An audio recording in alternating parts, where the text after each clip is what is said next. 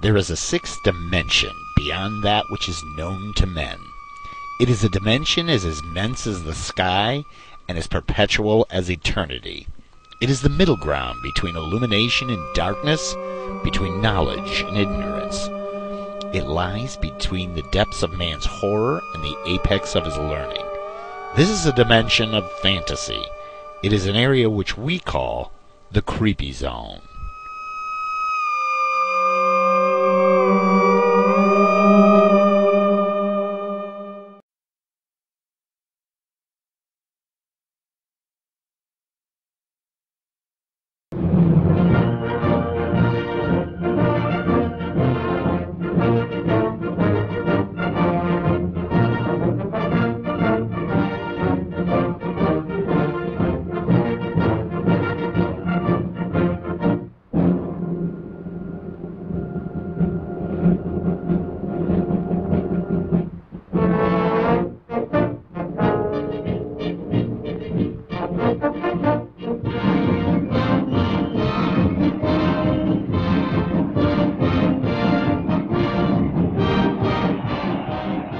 The idea? You're seeing more than a halfback going for a touchdown, a southpaw burning a strike over the inside corner, a sharpshooter nailing the basket from midcourt. You're seeing more than a cannonball serve and a neat right cross to the jaw. You're looking at the spirit of America. This is the way we like it, fast and hard-hitting and clean. Instinctively, Americans love fair play. It's built up from childhood. Give the other guy an even break. Play the game on the level. Don't hit a man when he's down. There's a 15-yard penalty for clipping. And the fighter who hits below the belt gets tossed out of the ring. We like it fast and hard-hitting. And we like it clean. When you step from the gridiron to no man's land, the rule book is buried and forgotten. Here there are no penalties except the one for losing. And it's not measured in yards. It's measured in life and death. War is the law of the jungle. Kill or be killed. There are no half measures, no alibi runs. You've got to twist your instincts inside out to play this game because it's played to win anyway. The goal is destruction, pure and simple. Your mind must be tuned to a new pitch, to go after your enemy all out. No holds barred, to hurt, to cripple, to kill. This is war. A battle not for a pot of gold or an invitation to the Rose Bowl, but for survival. Your stock and trade is the weapon you're armed with. It's your bodyguard and your battering ram. It's your best friend.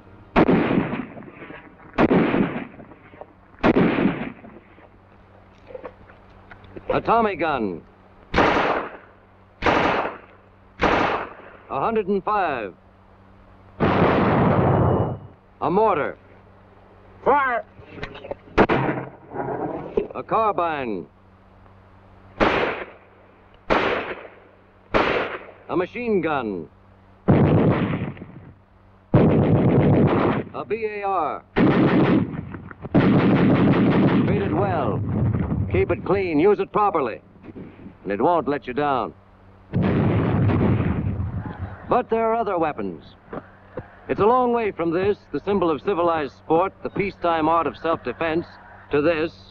But the bludgeon is in use today as it was thousands of years ago. You won't find it in the squared circle, but you will on the battlefield.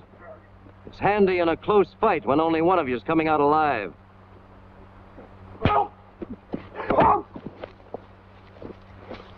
Brass knuckles, outlawed in the ring, but legitimate in war. Sawed-off shotgun, pride of the underworld, reinstated for the duration. Blackjack, simple and hard-hitting. Trench knife, not a pleasant-looking instrument, but effective.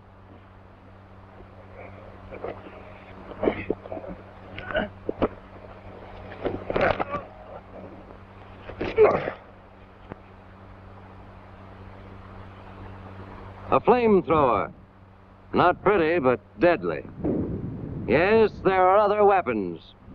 Your enemies use them, and so will you. You have two purposes. One is to kill, and the other is to avoid being killed. To that end, you use every method and every weapon you can. But paste this in your memory. Use the one that fits the job. With a rifle, you can tattoo a German at 500 yards.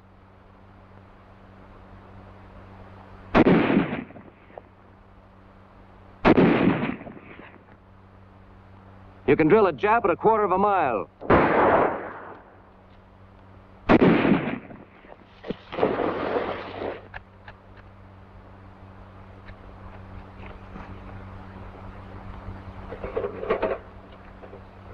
This soldier's got the killer instinct, which is right. But he's forgotten that full clip in his rifle, which is wrong. There's a time for the bayonet, and a time for a bullet.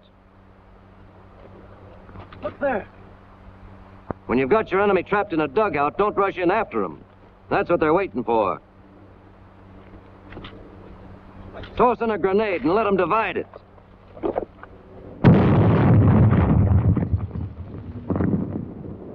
But remember this, no army ever won a battle without getting its hands dirty and bloody. You can't get a rat out of a rat hole by shooting at the hole. You storm and take a position by sheer physical force, or you don't take it. You'll be in plenty of tight places before this is over, all of you. Then your life depends on razor-sharp reaction. There's no time for a second guess. Title, How to Lift a Nazi's Face Without Improving His Looks. When your life and the lives of those with you depend on stealth and silence, you do what has to be done. If your instinct says give him a decent chance, remember he wouldn't give you one. The rules of a lifetime may whisper you can't get a man when his back's turned. But you're deaf to the rules because in war, there are no rules. Make a mistake and you're a dead mistake. A good soldier is a live soldier, and this is a good way to stay alive.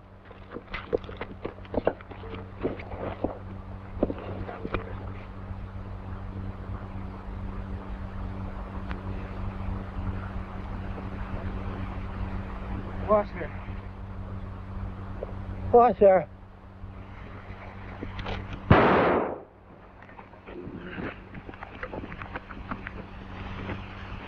You son of a bitch!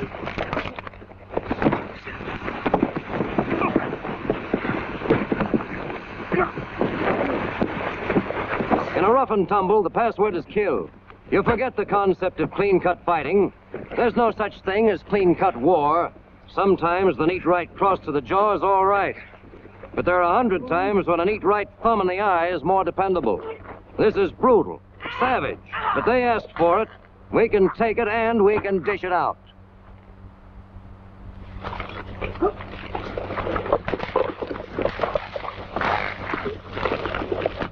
We can use feet for something besides kicking a football. Oh.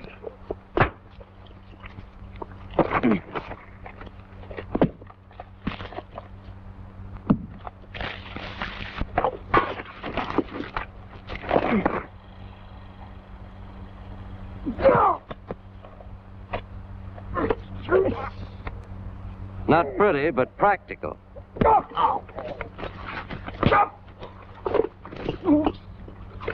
A good soldier is a smart soldier. He must know how to fight and what to fight with. His reflexes must be split-second fast. When they aren't, this can happen.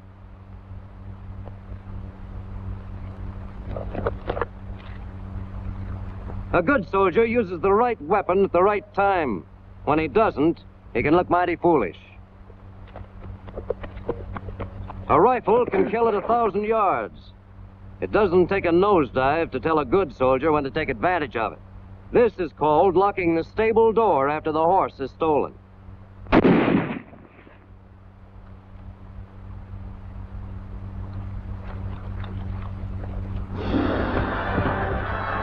It's a far cry from the prize ring to a barroom brawl, but this is what it's going to be like. Alley stuff. Everything goes, and there's no referee. And these are the boys we're going up against.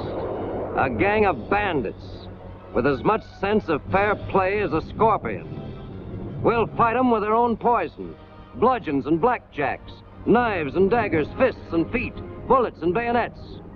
We'll use the right weapons at the right time in the right way. We'll hit them above the belt and below the belt. We didn't ask for this war, but we know how to fight it and win it.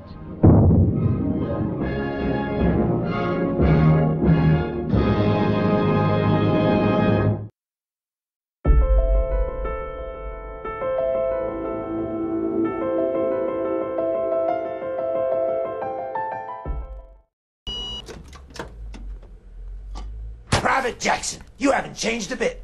Same Chef Boyardee ravioli, same gigantic ears. Seems unnecessary. Oh, is it? All this time you sat in the comfort of that meaty ravioli, while I was in the bush. Literally! You outgrew me and left me under a bush 5 years ago, and there ain't no ravioli out there, son. Just dirt.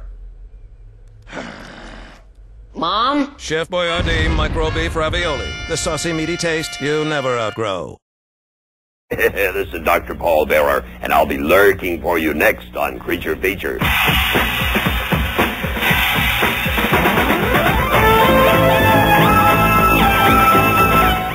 Good afternoon, and welcome to Creature Features. Now, here is your host, Dr. Paul Bearer.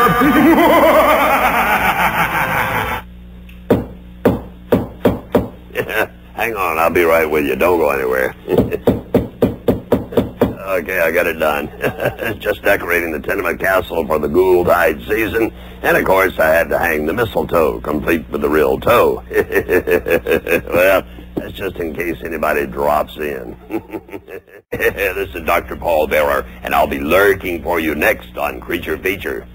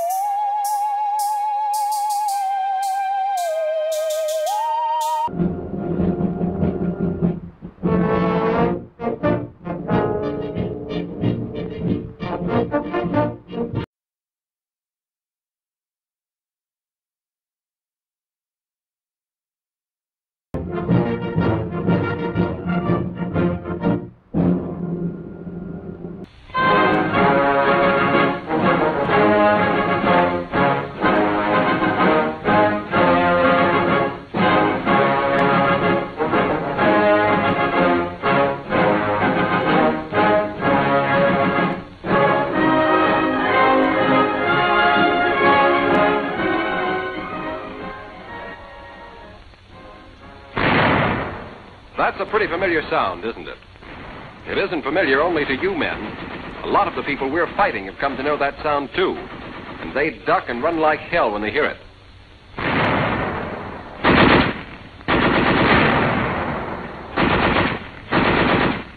It's your tank talking.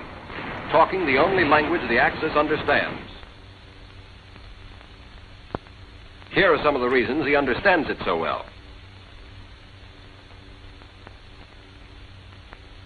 This was a Jap machine gun nest. Now it's a Jap graveyard, because an American light tanker knew when to use canister. This was a German supply column. Tracers from .30 caliber machine guns used at the right time set the trucks on fire. We've seen some of the effects. Now let's get to the causes. A tank can advance and maneuver and shoot, but it can't think. Somebody has to decide when to stop and when to keep moving. Which is the best firing position? What kind of ammunition to fire? Those decisions are up to the tank commander, but the principles involved are things every one of you needs to know. If you're a medium tanker, here are the kinds of ammunition you've got. Your machine gun ammunition includes AP and tracer.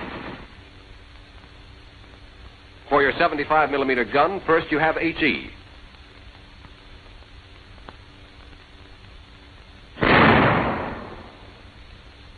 Then you have APC, which is an HE projectile with an armor-piercing cap. It penetrates, then explodes. And also you have smoke.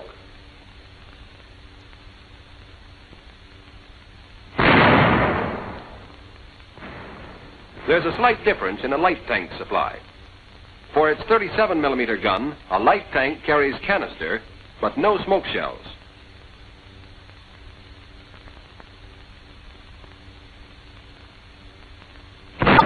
Each weapon and type of ammunition has its own special job. Machine gun fire is effective against enemy personnel. So is canister, but only at ranges up to 200 yards. HE is effective against personnel and unarmored and lightly armored material up to the limit of visibility. Your ability to observe and adjust your fire is what limits your range. Used at proper ranges, APC will knock out pillboxes as well as tanks and armored cars. The effective range of the 75mm gun in a medium tank firing APC is about 2,000 yards. But remember, the 37mm gun in a light tank firing APC is effective against tanks only up to 400 yards, and against other armored vehicles only up to 1,200 yards. Smoke is to screen you from the enemy. You've got to understand the capabilities and limitations of your tank and its guns before you go into battle. Know how to get the most out of what you've got.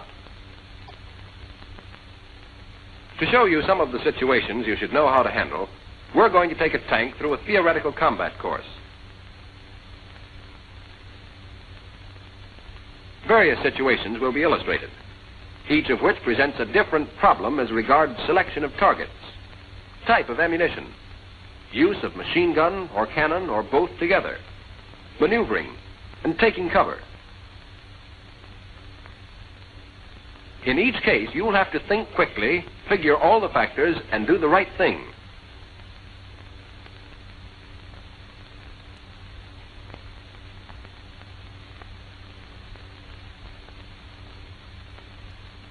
To make it realistic, you'll be under simulated hostile fire.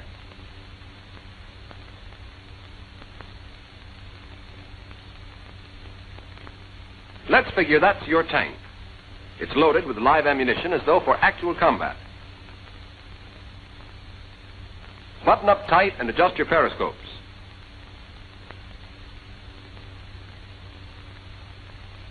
They give you the red flag and you're off.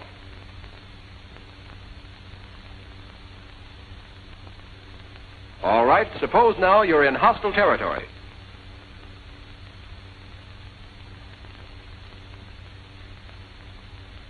The first thing you run into is an enemy machine gun nest directly ahead of you, about 200 yards away.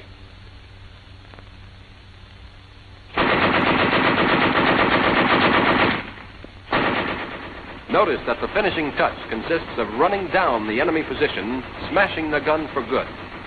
If you run into enemy machine guns strongly emplaced and machine gun fire doesn't get the desired results, use HE. Let's take another look at that action on a sand table. An enemy machine gun in your line of fire opened up on you. You kept moving and returned the fire immediately with your own machine guns. It wasn't necessary to make for cover. A machine gun can't do you much harm while you're buttoned up. Using your machine gun conserved your big gun's ammunition. In a medium tank, you carry about 8,000 rounds for your machine gun and about 100 for your 75. In this next problem, another machine gun opens fire on you, this time from your left flank. At the same time, an anti-tank gun starts blazing away from the front. Now what are you going to do? You have two enemy guns firing at you at the same time. In a situation like this, forget the enemy machine gun and move to cover, firing at the primary target, the anti-tank gun, while moving. That's what your gyro stabilizer is for, to help you shoot accurately while on the move. In this case, there's another reason for ignoring the enemy machine gun. Being off to one side of your path of advance, it's a job for the tank on that side of you. Once you reach cover, maneuver to a firing position as near the primary target as possible, unless you've already knocked it out. Now fire from a stationary position with HE set for delayed action against the anti-tank gun. Move after each couple of shots. Keep the enemy guessing, and you can lam into him before he knows where you are.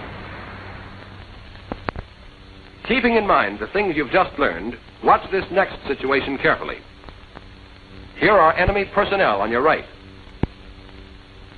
And up ahead is an enemy gun waiting for you. You fire at the enemy gun without stopping and disregard the infantry. After you've knocked the gun out, continue on your way. To get this entire situation onto the sand table, all distances have been shortened. You saved yourself a lot of trouble by quick thinking. You picked the primary target, the anti-tank gun.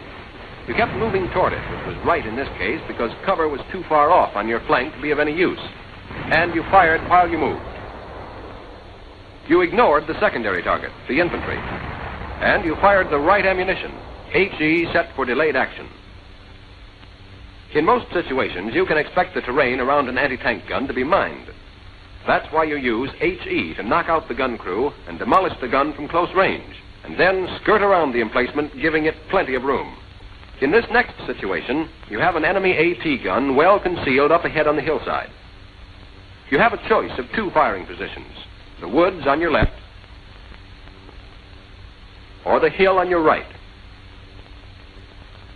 Well, look it over on the table. Suppose you chose the woods.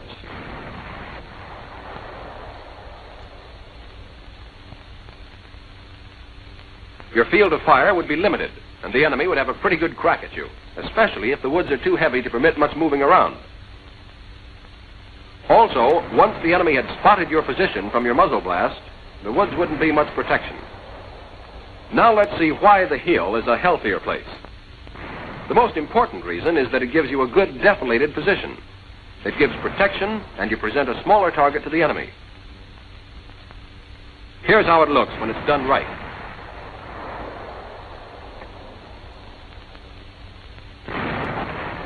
You can see that the hill gives you a good field of fire and freedom to maneuver.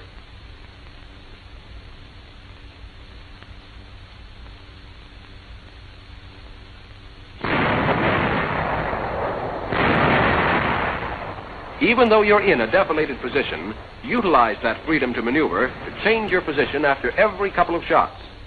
This will keep you a jump ahead of your enemy's gun sights.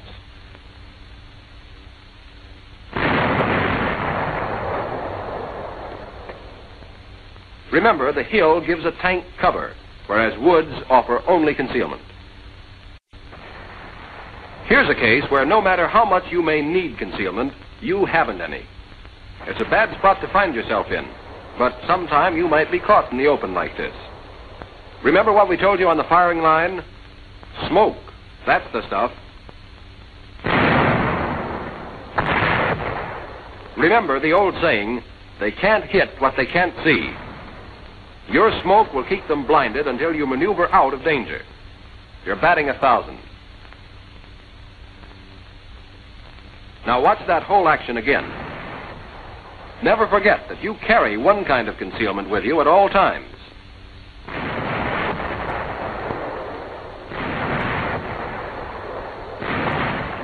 It's good tactics to smoke the enemy while you maneuver for a protected place from which you can get at him. Smoke is also particularly useful when you don't know exactly where your opponent is. A smoke screen gives you a chance to sneak around and reconnoiter.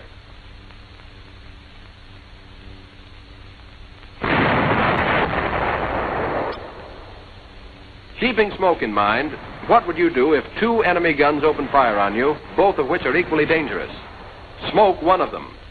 With that one temporarily neutralized, you can concentrate on the other.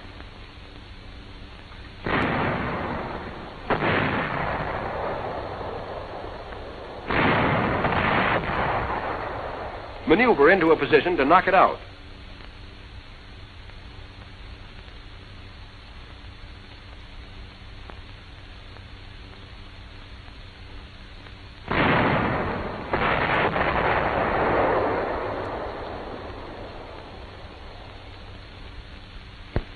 Then, after taking care of that one, go to work on the one you smoked. There's no rule about which target to smoke, but if two or more strong guns seem to have you trapped, smoke is your best bet. It'll protect you from one of the guns while you engage the other. So far, you've only run into enemy guns and personnel. Here's something different. A fortified position. A pillbox. When attacking a fortified position like a pillbox, move immediately to a defilated position. Stop before you fire. You'll be more accurate. Then, using APC M61 with base detonating fuse M66, fire at the loopholes. Even if the loopholes are closed or you miss them, The APC will penetrate and burst inside, killing off the enemy and making the pillbox useless.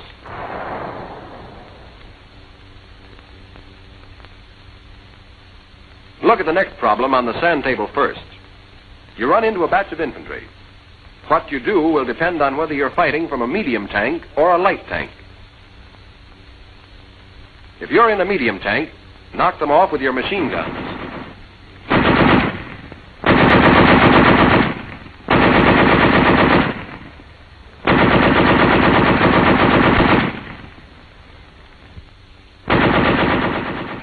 If you're in a light tank, you'd do exactly the same thing until you got within 200 yards.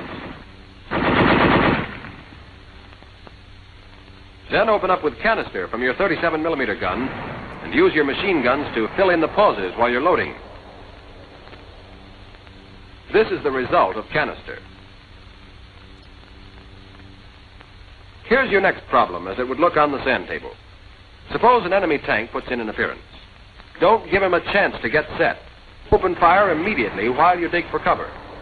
APC is what the doctor ordered in this case. HE can be fired at tanks in a pinch, but APC will penetrate the armor and explode inside.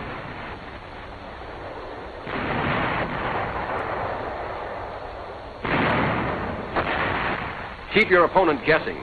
Change your position after every couple of shots. He can't hit you if he doesn't know where you are. This is what an enemy tank looked like after being hit with APC. Up to now, nothing serious has happened to you. But suppose you got into trouble. Suppose you got a track knocked off and were stuck in one spot. Stay with your tank and keep banging away with everything you've got. Stay alert and shoot at every flash of the enemy's guns. As long as your guns can fire, your tank is tough. Remember, use the right weapon and the right ammunition against the right target. Machine guns for enemy personnel. HE for unarmored vehicles and positions. APC for armored positions and vehicles. Smoke when you're in trouble. If you're a light tanker, canister for personnel at ranges up to 200 yards. When there's more than one target, choose the most dangerous. Take advantage of all available cover and concealment. Stop to fire whenever you can. If you must fire while moving, be sure to use your gyro. Maneuver to the best possible firing position. Use machine guns whenever they'll be effective to conserve your heavier ammunition. Change your position when the enemy locates you and starts to get your range. And keep on fighting and firing as long as you have the stuff. There goes your tank. Look at it. Strength, maneuverability, firepower, everything it takes to win battles except training and brains. These are the things you've got to supply to make the combination unbeatable. Brains and training.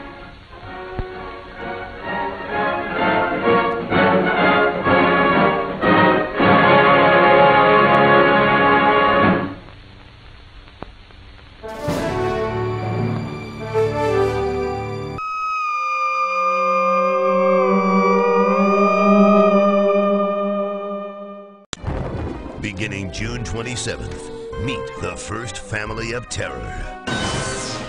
It's alive! Scat! Scat!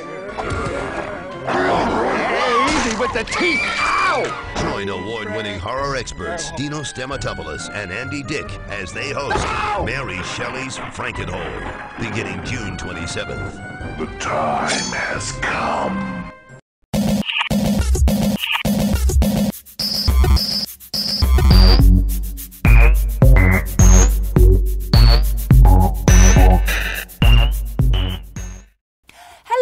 Creatures, it's me, Misty Brew. Make sure to watch me on the Kreepy Castle.